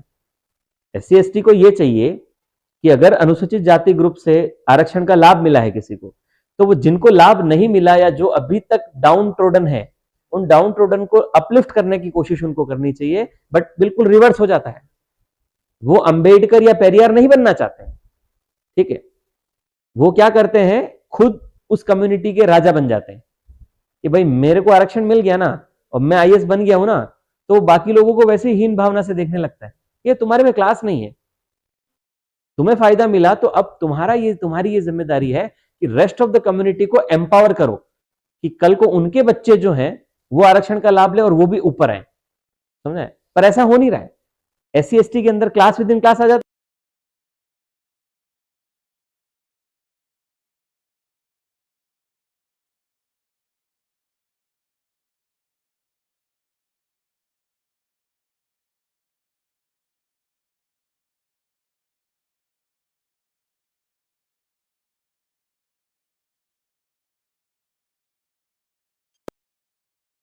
बहुत सारा सेक्शन अभी ऐसा है ना सवर्ण समाज में जो अभी भी पूरा का पूरा जो काफी मनुस्मृति के कंसेप्ट से उनके हिसाब से चल रहा है।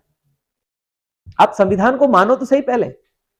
तकलीफ यह है कि अभी भी बहुत सारा सवर्ण समाज है जो संविधान की इक्वालिटी प्रिंसिपल को मानने के लिए तैयार नहीं है। वो कह रहा है कि नहीं ब्राह्मण सुपीरियर है, मतलब ये डिस्कोर्स चल रहा है कि ब्राह्मण सुपीरियर है क्योंकि ग्रंथों में ये लिखा हुआ है। अब ग्रंथ मिसरिप्रेजेंटेड है, वो जो दशम मंडल का पुरुष युक्त है, ठीक है, पद्मया शूद्रो अजायते, ठीक है, मुख से जो ब्राह्मण निकला, भुजाओं से क्षत्रिय, ठीक है, जांघों से वैश्य और पैरों से शूद्र, है ना। ऋग्वेद के दशम मंडल के पुरुष युक्त में लिखा हुआ है ये, है ना, कि भाई उस विराट पुरुष ने जब अपना उत्सर्ग किया तो मुख से ब्राह्मण, भुजाओं से क्षत्रिय, जांघों से वैश्य और पैरों से शूद्र ने जन्म लिया। अब ये लिखा तो हुआ है। अब इसका रिप्रेजेंटेशन कई सारे अलग अलग तरीकों से करते हैं, कुछ गुण के आधार पे करते हैं। एक्चुअली ये वर्ण है चारों, ठीक है, ब्राह्मण क्षत्रिय वैश्य शूद्र क्या है, वर्ण है सर। वर्ण का शाब्दिक अर्थ होता है रंग, रंग, और रंग का जुड़ाव शास्त्रों में गुण से है, ठीक है। तो शास्त्र में त्रिगुण होते हैं, ठीक है, सत्व गुण, रजोगुण और तमोगुण। तो इस त्रिगुण का जो स्वभाव, त्रिगुण जो होते हैं हर मनुष्य के अंदर ये त्रिगुण पाए जाते हैं। बस इस त्रिगुण में कौन से गुण की प्रधानता होगी उसके आधार पर तय होता है कि आप ब्राह्मण वैश्य क्षत्रिय शूद्र है, ठीक है। मतलब इंटरप्रिटेशन है ये एक। तो अगर किसी व्यक्ति के अंदर सत्व गुण प्रधान है, इसका मतलब उसकी बौद्धिक क्षमता का स्तर समाज के अन्य लोगों के कंपैरेटिवली बेटर होगा। तो समाज के बौद्धिक विकास की जिम्मेदारी उस व्यक्ति की होगी जो कि सत्वगुण प्रधान है, और सत्वगुण प्रधान कहा गया ब्राह्मण को। तो इसका जन्म से संबंध जो है वो कम माना गया है, कर्म से संबंध माना गया, आपके गुण से संबंध माना गया। तो त्रिगुण में सत्वगुण प्रधान है वो ब्राह्मण है, और ब्राह्मण का शाब्दिक अर्थ है जो ब्रह्म को जानता है वो ब्राह्मण है, ठीक है। तो ब्रह्म को जानने वाला व्यक्ति कभी ब्रह्म से उत्पन्न हुए किसी भी व्यक्ति के मध्य भेद उसके जन्म के आधार पर नहीं कर सकता। ये इंटरप्रिटेशन है, कुछ कुछ मैं इंटरप्रिटेशन बता रहा हूं क्योंकि मल्टीपल इंटरप्रिटेशन है, ठीक है। मैं कोई संस्कृत का विद्वान नहीं हूं, ठीक है, मैं तो अपनी लिमिटेड जानकारी जो मैंने पढ़ी है उसके आधार पर बता रहा हूं।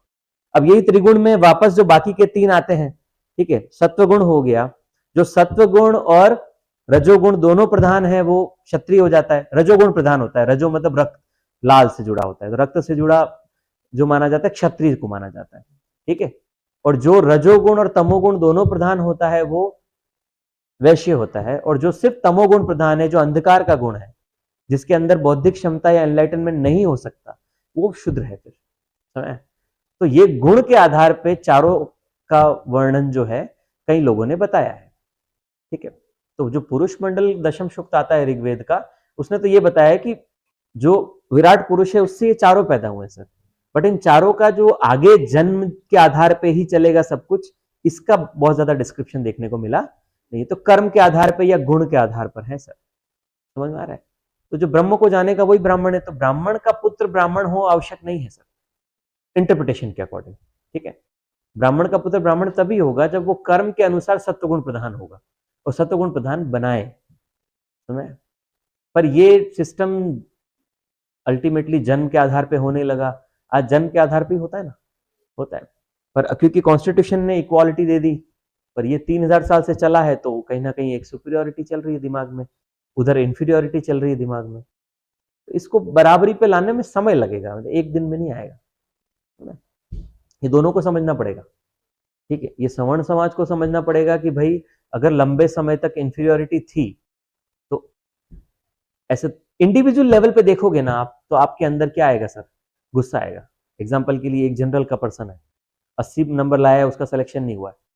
एक एससी का पर्सन है, उसके 60 नंबर पे सिलेक्शन हो गया।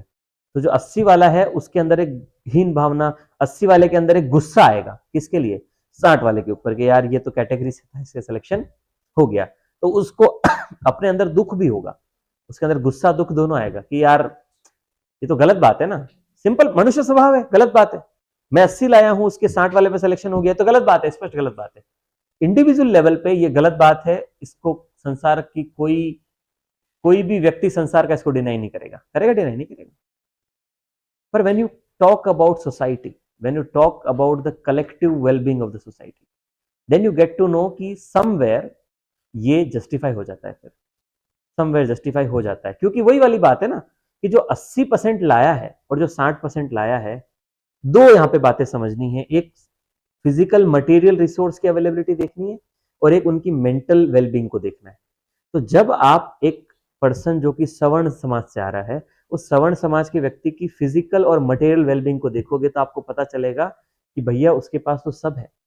वो कोचिंग करने गया है सर दिल्ली में, वो कोचिंग में पढ़ाई कर रहा है, उसके पास मंथली पैसा आ रहा है, घर पे उसके टिफिन आ रहा है, कपड़े उसके लॉन्ड्री में धुलने जा रहे हैं, हर चीज उसके साथ अच्छी हो रही है। एक तो फिजिकल वेलबींग की बात आती है।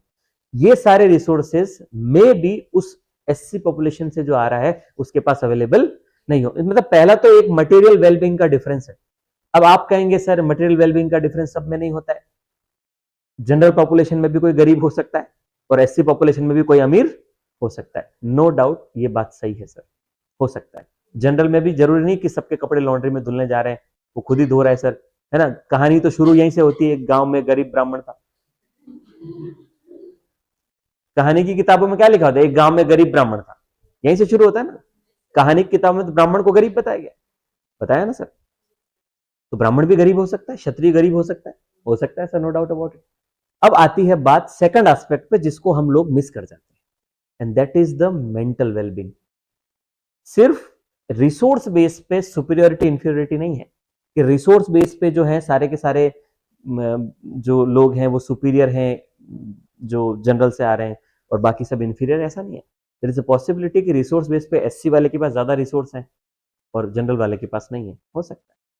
But when it comes to the mental wellbeing और the emotional wellbeing, there is no doubt that people who are coming from SC background, facing so many trouble and having a certain inferiority complex, and same time somebody coming from general caste having less resources is still having the superiority complex. बात समझ आ रही है? जब आप mental wellbeing की बात करोगे तो आपको पता चलेगा कि एससी का वो पर्सन जो कि अच्छे खासे बैकग्राउंड से भी आ रहा है, कोचिंग वोचिंग भी कर रहा है, बट उसके अंदर उसने डिस्क्रिमिनेशन फेस किया है। चाहे वो अच्छे बैकग्राउंड से आ रहा है, चाहे वो मिडिल क्लास से आ रहा है, डिस्क्रिमिनेशन किया है। और उस डिस्क्रिमिनेशन का उसके ऊपर मेंटल वेलबींग पे जो इंफीरियर कॉम्प्लेक्स आता है उसके अंदर, उससे लड़ नहीं पा रहा है। और वो ब्राह्मण जो भले ही गरीब जगह से आ रहा है, स्टिल उस पर्सन ने किसी अमीर एससी के साथ भी डिस्क्रिमिनेशन किया है और उसके अंदर सुपीरियरिटी कॉम्प्लेक्स है कि वो सुपीरियर है। तो सुपीरियर कॉम्प्लेक्स की वजह से उसके पास जो एक मेंटल उसका जो अचीवमेंट का एक जो ओपननेस रहता है और एक इनके अंदर जो भय रहता है, ये समस्या है सर। ये है इसका लार्जर पिक्चर जो इन जनरल समझ में नहीं आता है। It's not always about the wellbeing, physical wellbeing, it's also about your mental wellbeing. ठीक है। और ये मेंटल वेलबींग और एटीट्यूड जो है ना, ये भी एक जनरेशन से दूसरी जनरेशन में जा रहा है सर, है ना।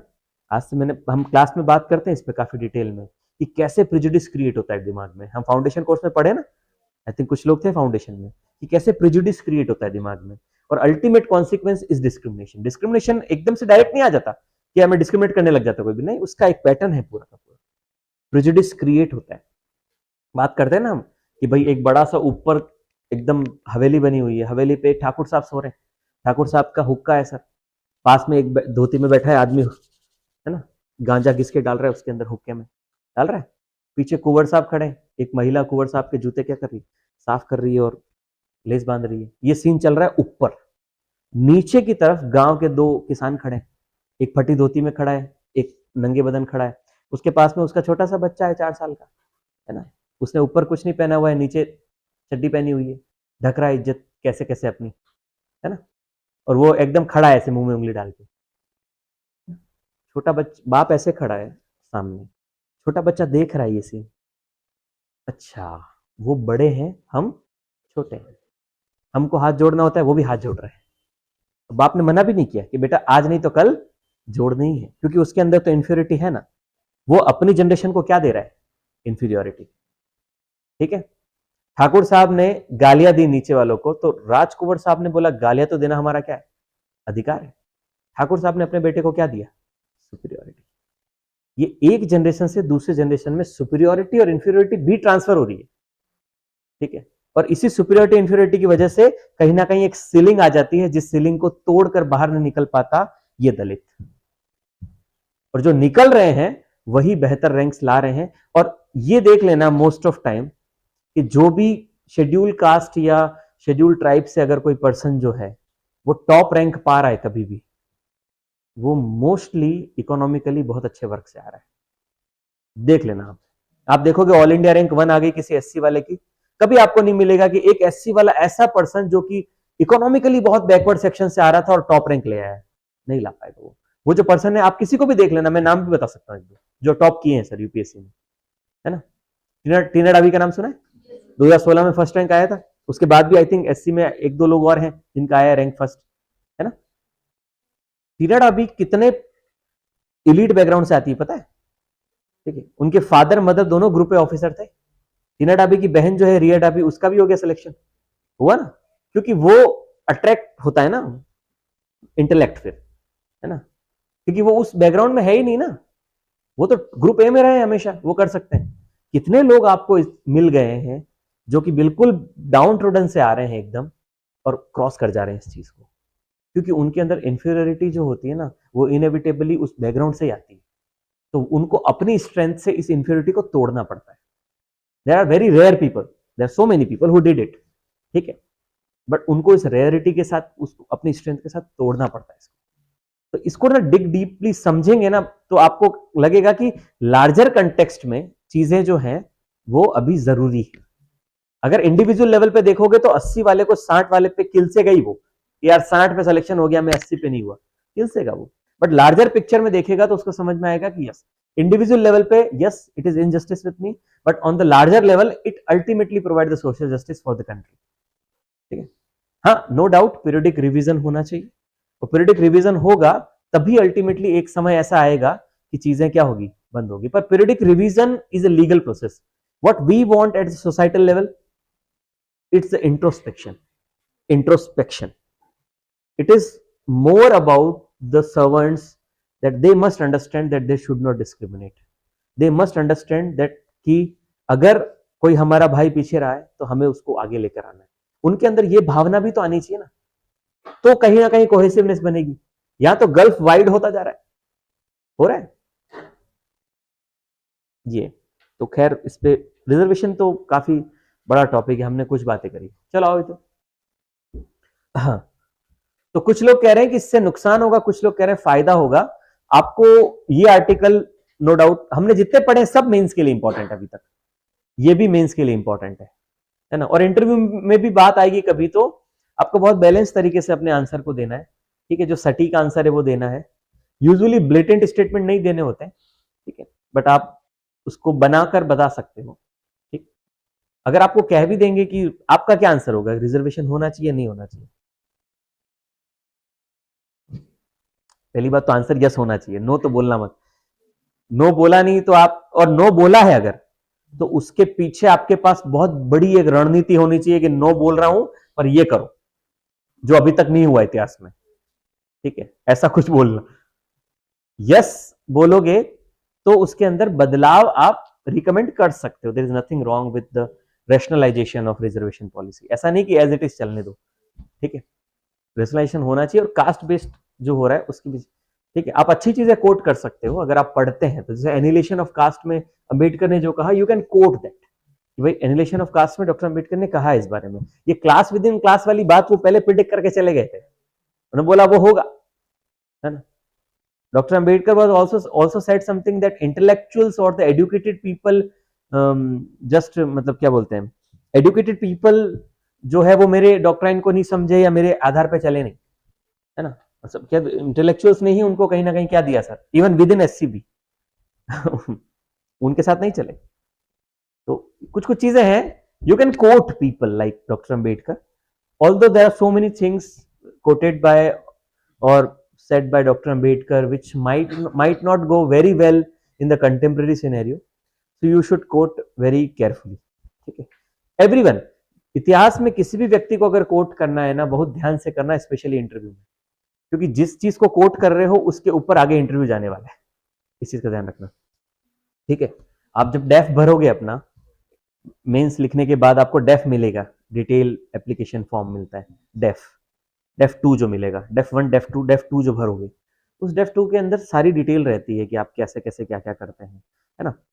It's kind of Roadies you know Roadies, है ना। रघुराम के पास एक फॉर्म रहता है ना, जिस फॉर्म में आप लिखते हो जो जो अपना प्रेफरेंस वगैरह, तो वैसे डेफ वैसे ही होता है, वो डेफ उनके पास रहता है, ठीक है। तो उस डेफ के बेस पे आपको क्वेश्चंस वो क्या करते हैं, रेज करते हैं। तो you should be very much honest, not only honest, ठीक है, ऑनेस्टी तो एक बात है, ऑनेस्टी के साथ साथ आप बहुत ज्यादा क्या रहे सर, ऑनेस्टी के साथ साथ आप बहुत ज्यादा एक्सट्रीम नहीं रहे, मतलब ऐसा नहीं कि डेफ में फोड़ दूंगा मैं, है ना, लिख दिया एकदम, I am a fan of Martin Luther king junior, लिख दिया बस।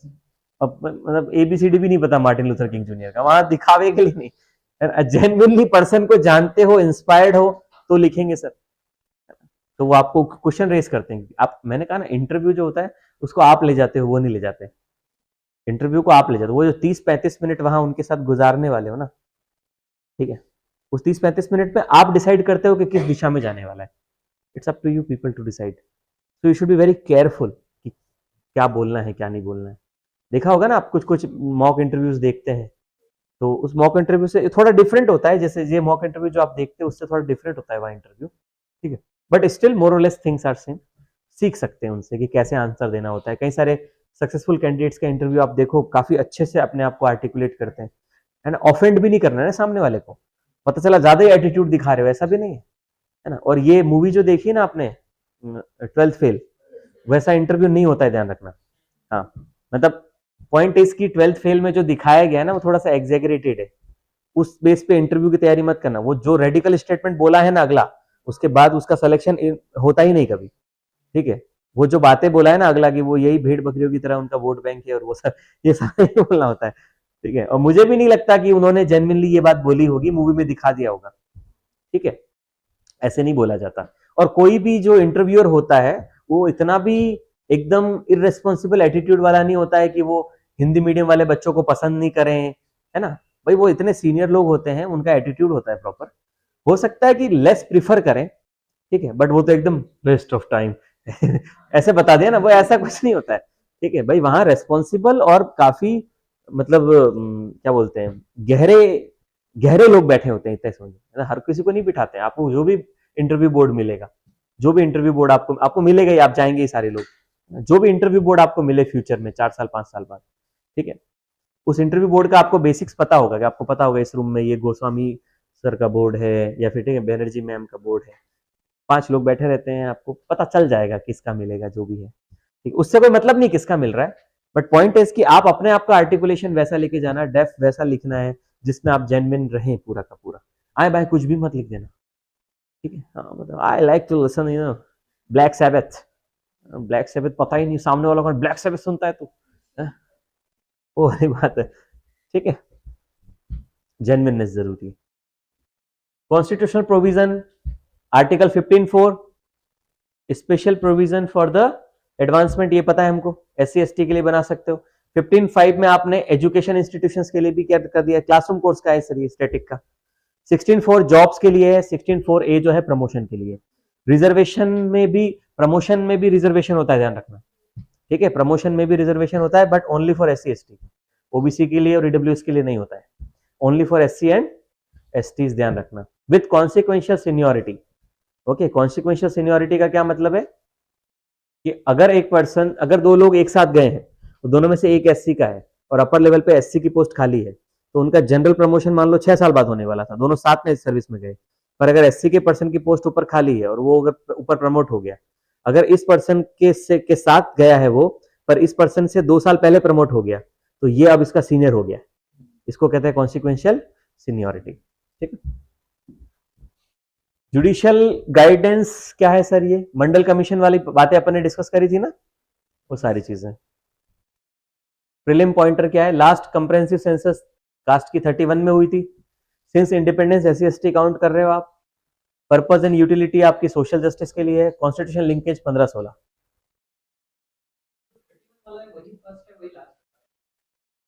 हाँ 31 के बाद अभी तक हुआ नहीं है, कास्ट सेंसस नहीं हुई है 1931, ठीक है।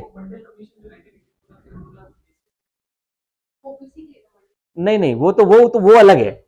वो तो उन्होंने सिर्फ क्या किया, जो अदर कास्ट जो है लास्ट सेंसस के बेस पे, ठीक है, तो उन्होंने उन कास्ट का डेटा बस वो देखा कि भाई इनके का यहाँ कहीं ना कहीं क्या है, सोशियो इकोनॉमिक इशू है, कास्ट एन्यूमरेट करेंगे उसके लिए। कौन सी कास्ट ओबीसी में आएगी ये भी तो एन्यूमरेट किया ना, तो वो डिफरेंट है। सेंसस एक्ट 1948 की बेसिक डिटेल डाली गई है सर, ठीक है। Empower the central government to conduct census, state census conduct नहीं कर सकते। Administered by registrar general and census commissioner of India, एक ऑफिस है सर सेंसस एक्ट के अंदर। रजिस्ट्रार जनरल ऑफ इंडिया जो है 1949 में स्टेब्लिश हुआ, होम मिनिस्ट्री के अंडर है सर, न्यू दिल्ली में है। डेसेनियल पॉपुलेशन सेंसस करना है, socio economic demographic data collection इनका काम है, ठीक है। सोशियो इकोनॉमिक कास्ट सेंसस जो है एक्चुअली ये मिनिस्ट्री ऑफ रूरल डेवलपमेंट और मिनिस्ट्री ऑफ हाउसिंग ने करी थी sir. Enable targeted delivery of government schemes, but ये सेंसस नहीं थी, सिर्फ क्या था, सर्वे था, और इसके डेटा को रिलाई नहीं करते, क्वालिटेटिव इशू है सर। भारत मंडल कमीशन आप जानते हो, बात करी थी, इंदिरा साहनी जजमेंट 1992 वाला बात करी थी sir. National commission for backward classes 1993 में पार्लियामेंट ने एक्ट पास किया था, और उसके under national commission for backward classes बना था sir. National commission for SC, national commission for ST, पहले दोनों एक था, national commission for SC ST, but बाद में कॉन्स्टिट्यूशन अमेंड करके दोनों को अलग अलग कर दिया। तो अभी नेशनल कमीशन फॉर एससी अलग है, नेशनल कमीशन फॉर एसटी अलग है, और दोनों कॉन्स्टिट्यूशनल बॉडी है, संविधान में लिखी हुई है। National commission for backward class जो है वो पार्लियामेंट के एक्ट के अंडर बना था, वो कॉन्स्टिट्यूशन में एन्यूमरेटेड नहीं था सर। बट अभी 103rd अमेंडमेंट जो हुआ 2018 में आई थिंक, उसके अंडर इसको भी क्या कर दिया सर, कॉन्स्टिट्यूशनल बना दिया। तो अभी currently national commission for backward classes जो क्या है, कॉन्स्टिट्यूशनल बॉडी। देखो कॉन्स्टिट्यूशन 102nd अमेंडमेंट है 2018, आर्टिकल 338 बी इंसर्ट किया सर कॉन्स्टिट्यूशन के अंदर, ठीक है। और अर्लियर 338 के अंदर एससी है, 338 ए बी के ए के अंदर एसटी है, और 338 बी में कौन आ गया सर, ये ओबीसी आ गया। हाँ, है। अर्लियर क्या थी सर, पहले स्टेटरी बॉडी थी, 1993 के एक्ट के अंडर बनी थी। तो अभी क्या है सर, कॉन्स्टिट्यूशनल है। आपको ध्यान रखना ना, कॉन्स्टिट्यूशनल बॉडी कौन सी है, स्टेट्यूटरी कौन सी है ना। National commission for SC ST and जो बैकवर्ड क्लास है, तीनों क्या है सर, कॉन्स्टिट्यूशनल है। नेशनल ह्यूमन राइट कमीशन क्या है, स्टेट्यूटरी है, कॉन्स्टिट्यूशनल नहीं है, ध्यान रखना। नेशनल माइनॉरिटी के लिए जो कमीशन बना हुआ है, अल्पसंख्यक, स्टेट्यूटरी है, ठीक है। लिंग्विस्टिक के लिए बना हुआ है जो,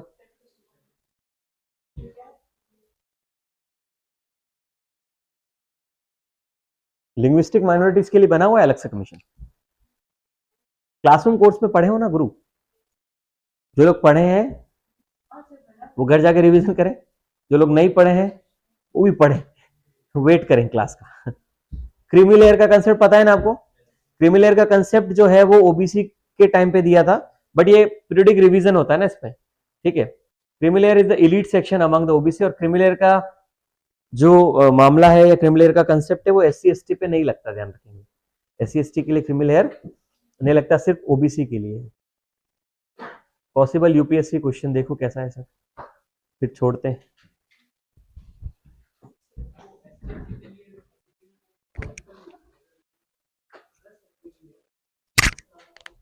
नहीं समझा नहीं मैं, कम अगेन।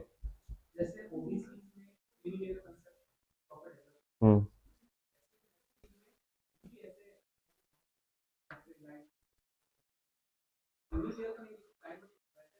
सब कैटेगराइजेशन ऑफ कास्ट कर रहे हैं, हाँ, बट वो सब कैटेगराइजेशन पे अभी फाइनलाइज नहीं हुई है चीजें। हाँ, ओबीसी के अंदर सब कैटेगराइजेशन पे कुछ चल रहा था, अभी बात करेंगे इस पे, आएगा वो। हो गया।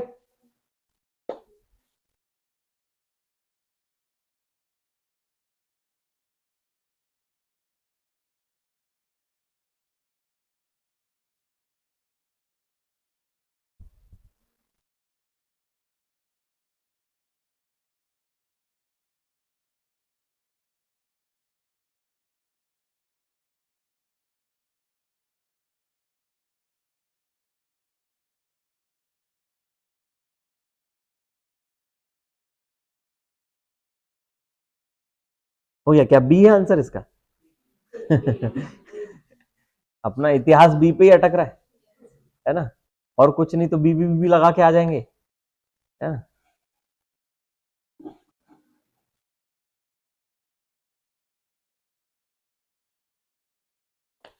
क्या ए है, 1 एंड 2 सबका ए ही है। हाँ तो फिर ठीक ही होगा। ठीक है, चलो बाकी कल करते हैं।